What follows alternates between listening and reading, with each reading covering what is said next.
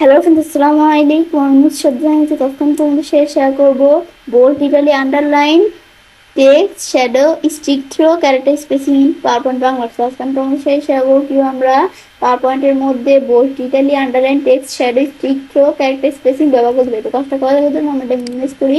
Minimise করার পরে তো কাজটা করার জন্য কি করবো, আমাদের এখানে একটা লেখা দেওয়া আছে। এখন এই লেখাটা ধরে আমি সিলেক্ট করি, করার পর আমরা লেখার মধ্যে এই বিষয়গুলো করবো। তা আমার বোল্ড, ইটালি, আন্ডারলাইনে বিষয়টা আমি প্রথমে দেখি। আমি যদি বোল্ড করি লেখাটা একটু মোটা হয়, ইটালি দিলে একটু বাঁকা হয় লেখাটা, আন্ডারলাইন দিলে নিচে এরকম দাগের মতো চলে আসে। কিন্তু আমি যদি বিষয়টা শর্টকাট এর মাধ্যমে করতে চাই, সেই ক্ষেত্রে আমি কি করবো, এর ভিতরে এগুলো উঠিয়ে দিলাম। উঠিয়ে দেওয়ার পর আমি যদি কন্ট্রোল বি দেই, বোল্ড হয়ে গেল। কন্ট্রোল আই দিলে ইটালি হয়ে গেল। কন্ট্রোল ইউ দিলে আন্ডারলাইন হয়ে গেল। আবার উঠানোর জন্য কন্ট্রোল বি প্রেস করে আবার উঠে গেল। কন্ট্রোল আই দিই, আবার উঠে গেল আমাদের ইটালি। কন্ট্রোল ইউ দিয়ে আন্ডারলাইন উঠে গেল। আবার দিলে এদের এই যেগুলো চলে আসলো। এভাবে কিন্তু আমরা শর্টকাট কির মাধ্যমে কন্ট্রোল বি দিলে বোল্ড, কন্ট্রোল আই দিলে ইটালি, কন্ট্রোল ইউ দিলে আন্ডারলাইন, এগুলো করতে পারি। পরে আমাদের দেওয়া আছে কি, টেক্সট, শ্যাডো। এটা দেওয়ার জন্য টেক্সটের মধ্যে হালকা ছায়ার মতো, শ্যাডোর মতো চলে আসবে। তো আমি যদি এটা দিই, এ দেখো হালকা শ্যাডোর মতো চলে আসছে টেক্সটের মধ্যে। পরে ক্যারেক্টার স্পেসিং, ক্যারেক্টার স্পেসিং এ আসতে চাইলে যদি এখানে ক্লিক করি, তো আমাদের লেখা আছে ভেরি টাইট। ভেরি টাইট দিলে লেখাটা খুব আমাদের চিপিয়ে যাবে। আমাদের কিন্তু নর্মাল দেওয়া থাকলে এরকম হালকা থাকে, কিন্তু ভেরি টাইট দিলে একবার টাইট হয়ে যাবে। টাইট দিলে আরো টাইট হয়ে যাবে, মানে টাইট দিলে টাইট, ভেরি টাইট দিলে অনেক টাইট হয়ে যাবে।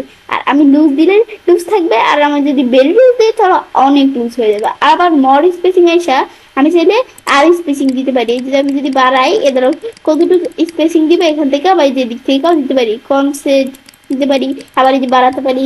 আমি 2.5 দিলাম, ওকে দেই।